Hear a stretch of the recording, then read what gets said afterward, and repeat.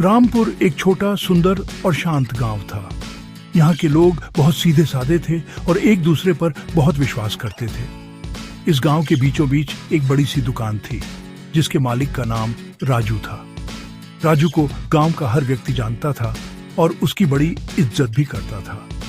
वह हमेशा सफेद कुर्ते पायजामे में रहता था, माथे पर चंदन का टीका लगाता था और जब भी किसी से मिलता था तो हाथ जोड़कर राम राम कहता था। उसका व्यवहार इतना मीठा था कि लोग उसे रामपुर का सबसे नेक इंसान मानते थे। वह हर किसी की मदद के लिए हमेशा आगे रहता था, जिससे उसकी प्रसिद्धि दूर दूर तक फैल गई थी। जब भी गांव में कोई समस्या होती, लोग सबसे पहले राजू के पास ही सलाह लेने जाते थे। अगर किसी गरीब की बेटी की शादी होती तो राजू सबसे पहले कुछ पैसे देकर मदद की शुरुआत करता था। अगर गांव के मंदिर में कोई काम होता तो सबसे बड़ा दान राजू का ही होता था। वह बच्चों को टॉफियां बांटता और बड़ों के पैर छूकर आशीर्वाद देता था। उसकी इन आदतों ने उसे गांव वालों की नजरों में एक देवता जैसा बना दिया था। लोग उसकी मिसालें देते थे और अपने बच्चों को राजू जैसा बनने की सीख देते थे। वे कहते थे, देखो, इंसान हो तो राजू जैसा, जो हमेशा दूसरों की भलाई के बारे में सोचता है। गांव के लोग राजू के बाहरी रूप को देखकर पूरी तरह से मोहित थे। उन्हें लगता था कि राजू जैसा सच्चा और ईमानदार व्यक्ति मिलना बहुत मुश्किल है। वह अक्सर गांव की पंचायत में बैठकर बड़े बड़े उपदेश देता था। वह कहता था, हमें हमेशा सच्चाई और ईमानदारी के रास्ते पर चलना चाहिए, क्योंकि यही धर्म है। उसकी बातें सुनकर लोग तालियां बजाते थे और उसकी प्रशंसा करते थे। उन्हें इस बात का जरा भी अंदाजा नहीं था कि जिस व्यक्ति को वे अपना आदर्श मान रहे हैं, उसकी सच्चाई कुछ और ही है। वे उसकी चिकनी चुपड़ी बातों और बाहरी दिखावे के जाल में पूरी तरह से फंस चुके थे। असल में राजू का यह सब व्यवहार सिर्फ एक दिखावा था, एक मुखौटा था जिसे उसने अपनी असलियत छिपाने के लिए पहन रखा था। वह जानता था कि गांव के सीधे साधे लोगों का भरोसा कैसे जीतना है। वह यह भी जानता था कि एक बार जब लोग उस पर विश्वास करने लगेंगे तो वह आसानी से अपना स्वार्थ पूरा कर सकता है। उसकी हर मदद, हर दान और हर मीठी बात के पीछे एक गहरा उद्देश्य छिपा होता था। वह समाज में अपनी अच्छी छवि इसलिए बनाना चाहता था ताकि कोई भी उसके गलत कामों पर कभी शक न कर सके। उसकी यह योजना कई सालों से बहुत अच्छे से काम कर रही थी। जैसे ही राजू अपनी दुकान या घर के बंद दरवाजों के पीछे पहुंचता, उसका व्यवहार पूरी तरह से बदल जाता था। बाहर जिस राजू को लोग देवता समझते थे, वह अंदर से एक बहुत ही स्वार्थी और कठोर इंसान था। अपनी दुकान पर वह ग्राहकों को कम तौल कर सामान देता था और अच्छी चीजों में मिलावट करके बेचता था। अगर कोई ग्राहक इस बात की शिकायत करता तो वह उस पर चिल्लाने लगता था और उसे दुकान से भगा देता था। वह कहता था, अगर सामान नहीं लेना है तो जाओ यहां से, मेरा समय बर्बाद मत करो। उसका यह रूप देखकर लोग डर जाते थे और चुपचाप चले जाते थे। अपने घर में भी राजू का व्यवहार बहुत बुरा था।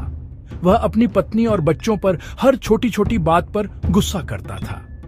बाहर वह लोगों को परिवार को सम्मान देने का उपदेश देता था, लेकिन अपने ही घर में वह किसी की इज्जत नहीं करता था। उसका बेटा अगर पढ़ाई में थोड़े कम अंक ले आता तो वह उसे बहुत मारता था और कहता था कि तू मेरी नाक कटवाएगा। उसकी पत्नी अगर खाना बनाने में थोड़ी देर कर देती तो वह उस पर चिल्लाता था। उसका परिवार उसके इस दोहरे व्यवहार से बहुत दुखी था, लेकिन समाज में उसकी अच्छी छवि के कारण वे किसी से कुछ कह नहीं पाते थे। वे डरते थे कि कोई उनकी बात पर विश्वास नहीं करेगा। राजू का स्वार्थ सिर्फ पैसों तक ही सीमित नहीं था। वह दूसरों की मजबूरी का भी खूब फायदा उठाता था। अगर कोई गरीब किसान अपनी फसल बेचने के लिए उसके पास आता तो वह उसे बहुत कम दाम देता था। वह कहता था, तुम्हारी फसल की गुणवत्ता अच्छी नहीं है, मैं तुम्हें इससे ज्यादा पैसे नहीं दे सकता। किसान बेचारा मजबूर होकर कम दाम में ही अपनी मेहनत की कमाई उसे बेच देता था। बाद में राजू उसी फसल को शहर में ले जाकर दोगुने दाम पर बेचता था और खूब मुनाफा कमाता था। उसे किसी की गरीबी या मजबूरी से कोई फर्क नहीं पड़ता था। उसे सिर्फ अपना फायदा दिखाई देता था। उसकी दुकान पर एक छोटा लड़का काम करता था जिसका नाम छोटू था। राजू छोटू से दिन भर बहुत काम करवाता था, लेकिन उसे बहुत कम मजदूरी देता था। अगर छोटू कभी थक कर बैठ जाता तो राजू उसे डांटता था। बाहर वह बच्चों को प्यार करने का दिखावा करता था, लेकिन अपनी ही दुकान पर काम करने वाले बच्चे का वह शोषण कर रहा था। यह राजू की असली दुनिया थी, जो दिखावे की चमक के पीछे छिपी हुई थी। वह एक ऐसा चतुर खिलाड़ी था जो दो जिंदगियां जी रहा था, एक दुनिया के लिए और एक अपने लिए, और दोनों जिंदगियां एक दूसरे से बिल्कुल अलग थीं। हर साल गांव में सर्दियों के मौसम में एक बड़ा मेला लगता था। यह मेला गांव वालों के लिए साल का सबसे बड़ा उत्सव होता था। इस साल भी मेले की तैयारियां जोर शोर से चल रही थीं। राजू ने इस मौके को अपनी छवि को और भी चमकाने के लिए इस्तेमाल करने का फैसला किया।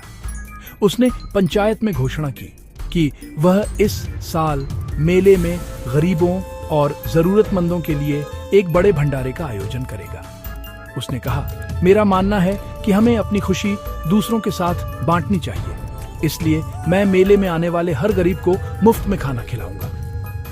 यह सुनकर गांव वालों ने राजू की जय जयकार शुरू कर दी। मेले के दिन राजू ने एक बहुत बड़ा और सजा धजा पंडाल लगवाया। पंडाल के बाहर एक बड़ा सा बैनर लगा था जिस पर लिखा था, सेठ राजू की तरफ से विशाल भंडारा। राजू खुद पंडाल के बाहर खड़ा होकर हर आने जाने वाले का हाथ जोड़कर स्वागत कर रहा था। उसने गांव के कुछ फोटोग्राफरों को भी बुलवा लिया था ताकि उसकी दान पुण्य की तस्वीरें खींची जा सकें। जब भी वह किसी गरीब को खाना परोसता तो वह फोटोग्राफर की तरफ देखकर मुस्कुराता ताकि उसकी अच्छी तस्वीर आए। वह यह सब इसलिए कर रहा था ताकि अगले दिन अखबारों में उसकी तस्वीरें छपें और उसकी प्रसिद्धि और भी बढ़ जाए। पंडाल में खाने की व्यवस्था तो थी, लेकिन राजू ने यहाँ भी अपनी चालाकी दिखाई। उसने खाना बनाने वाले रसोइये को कहा था कि वह सबसे सस्ती और घटिया गुणवत्ता वाली सामग्री का इस्तेमाल करे। चावल और दाल बहुत ही निम्न स्तर के थे और सब्जियों में भी कोई स्वाद नहीं था। उसे इस बात से कोई फर्क नहीं पड़ता था कि खाने वालों को कैसा महसूस होगा। उसका एकमात्र लक्ष्य कम से कम पैसे खर्च करके ज्यादा से ज्यादा नाम कमाना था। लोग जब खाना खा रहे थे तो कुछ ने दबी जुबान में खाने की गुणवत्ता पर सवाल उठाया, लेकिन राजू के डर और उसकी छवि के कारण किसी ने खुलकर कुछ नहीं कहा। शाम को मेले में एक सांस्कृतिक कार्यक्रम का आयोजन किया गया। मंच पर गांव के सरपंच ने राजू को सम्मानित करने के लिए बुलाया। सरपंच ने राजू की तारीफों के पुल बांध दिए और कहा, राजू जी जैसे दानी व्यक्ति हमारे गांव का गौरव है, हमें उनसे प्रेरणा लेनी चाहिए।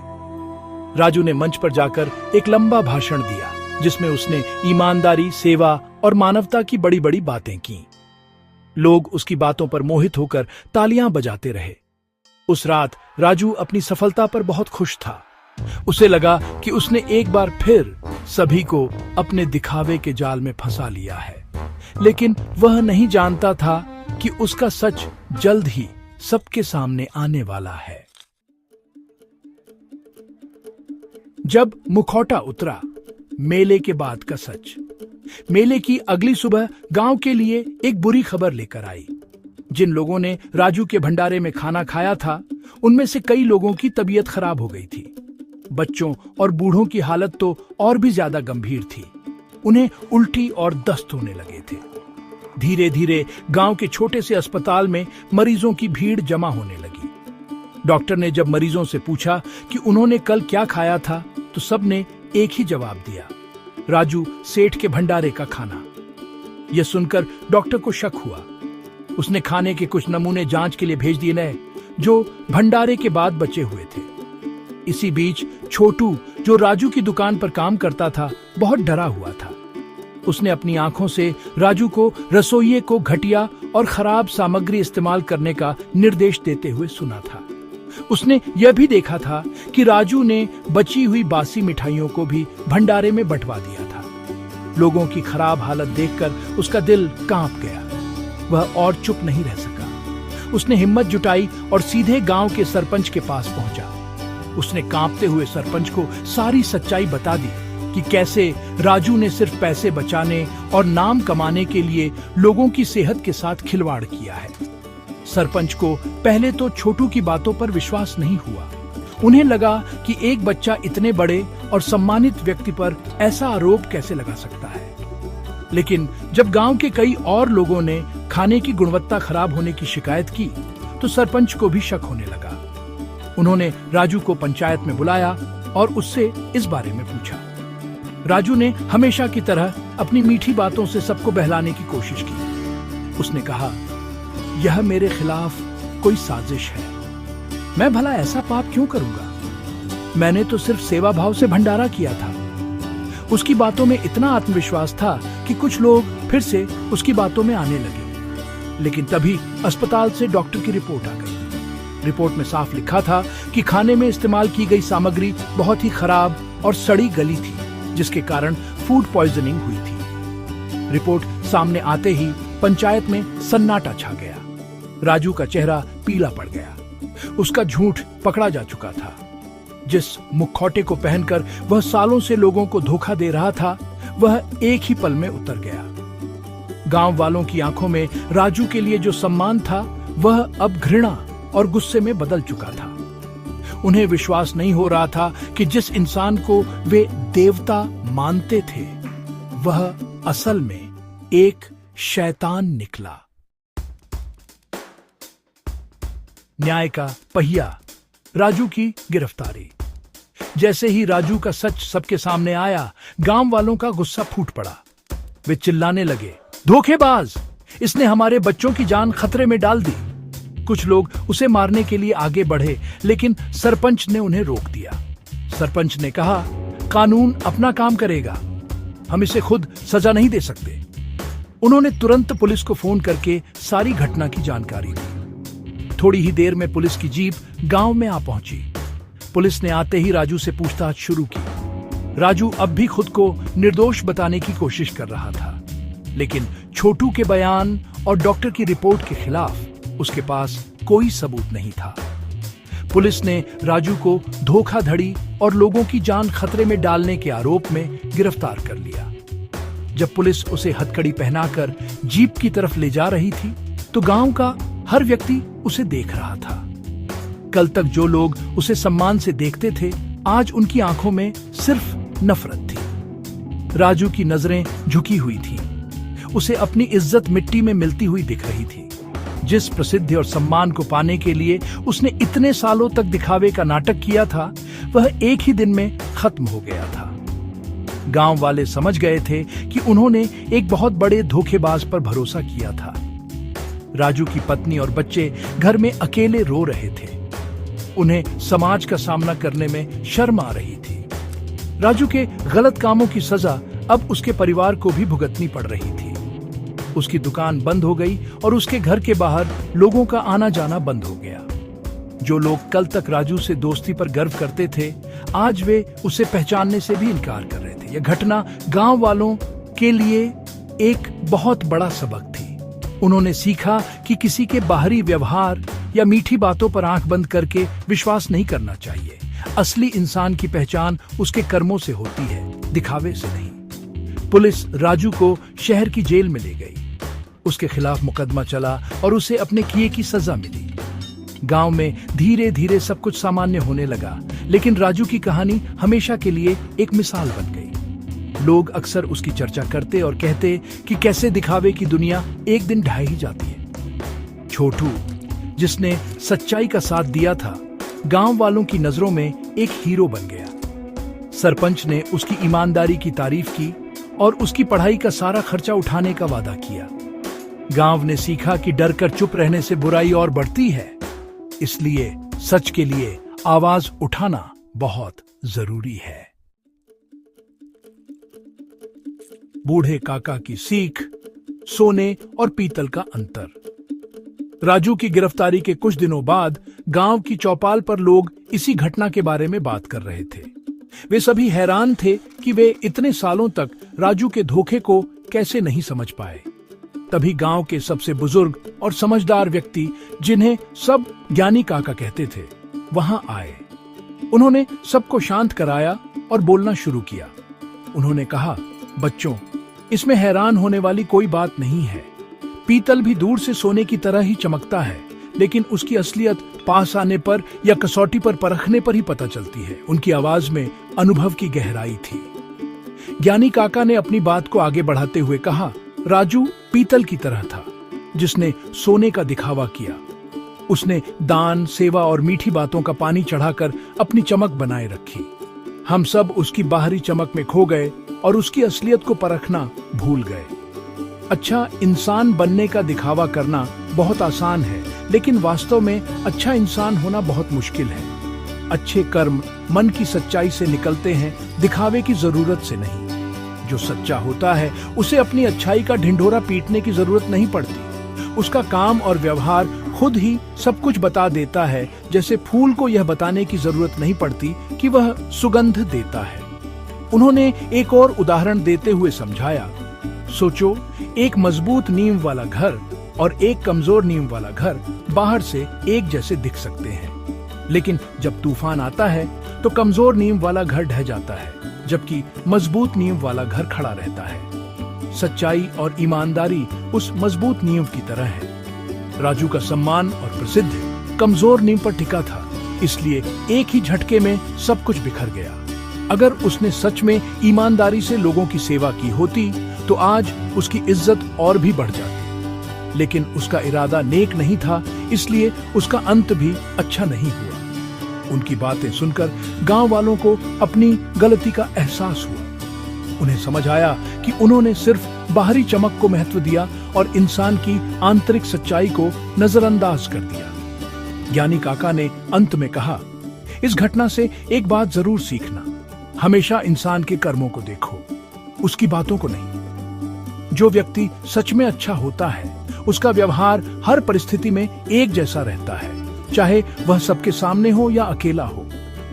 सच्चाई की राह पर चलना मुश्किल हो सकता है, लेकिन अंत में जीत हमेशा सच्चाई की ही होती है। दिखावा एक दिन जरूर उतरता है, लेकिन सच्चाई हमेशा कायम रहती है। सच्चाई की राह, सबसे टिकाऊ रास्ता। राजू की कहानी हमें एक बहुत ही महत्वपूर्ण और गहरी सीख देती है। यह हमें बताती है कि दिखावे की दुनिया कितनी खोखली और अस्थायी होती है। राजू ने अपनी झूठी छवि बनाने के लिए बहुत मेहनत की, लेकिन उसका यह झूठ ज्यादा दिनों तक टिक नहीं सका। एक न एक दिन सच को सामने आना ही था, और जब वह आया तो राजू ने वह सब कुछ खो दिया जिसे उसने धोखे से कमाया था। इज्जत, नाम और भरोसा। यह हमें सिखाता है कि दूसरों की नजरों में अच्छा बनने के लिए नाटक करने से बेहतर है कि हम वास्तव में अच्छा बनने की कोशिश करें। सच्ची अच्छाई दिल से आती है, दिखावे से नहीं। यह कहानी बच्चों और बड़ों सभी के लिए एक सबक है। हमें यह समझना चाहिए कि किसी व्यक्ति का मूल्यांकन उसके कपड़ों, उसकी मीठी बातों या उसके द्वारा किए गए दान के दिखावे से नहीं करना चाहिए। हमें उसके चरित्र और उसके कर्मों को देखना चाहिए। एक सच्चा इंसान वह है जो अकेले में भी वही काम करता है जो वह सबके सामने करता है। उसकी कथनी और करनी में कोई अंतर नहीं होता। ईमानदारी और सच्चाई ऐसे गुण हैं जो शायद तुरंत प्रसिद्धि न दिलाए, लेकिन वे जो सम्मान दिलाते हैं वह स्थायी होता है। यह एक ऐसी पूंजी है जिसे कोई नहीं छीन सकता। जब हम सच्चाई का मार्ग चुनते हैं तो हमें किसी भी बात का डर नहीं होता। हमें यह चिंता नहीं होती कि हमारा झूठ पकड़ा जाएगा। हम शांति से सो सकते हैं क्योंकि हमारा ज़मीर साफ होता है। हो सकता है कि शुरुआत में सच्चाई का रास्ता कठिन लगे और हमें कई चुनौतियों का सामना करना पड़े, जैसा कि छोटू को करना पड़ा, लेकिन अंत में सत्य की हमेशा विजय होती है। छोटू ने सच बोलकर न केवल कई लोगों की जान बचाई, बल्कि पूरे गांव को एक बड़े धोखे से भी बचाया। उसकी हिम्मत ने उसे गांव का हीरो बना दिया। यह दिखाता है कि सच्चाई में कितनी ताकत होती है। अंततः हमें अपने जीवन में राजू नहीं, बल्कि ज्ञानी काका की सीख और छोटू की हिम्मत को अपनाना चाहिए। हमें एक ऐसा जीवन जीना चाहिए जो ईमानदारी और सच्चाई की मजबूत नींव पर आधारित हो। दिखावे का मुखौटा एक दिन जरूर उतरता है, और जब वह उतरता है तो इंसान कहीं का नहीं रहता। इसके विपरीत सच्चाई और अच्छे कर्मों से कमाया गया सम्मान हमेशा हमारे साथ रहता है और हमें असली खुशी और शांति देता है। इसलिए हमेशा सच्चाई के रास्ते पर चलें, क्योंकि यही एकमात्र रास्ता है जो हमें स्थायी सम्मान और आत्मसंतुष्टि की मंजिल तक ले जाता है।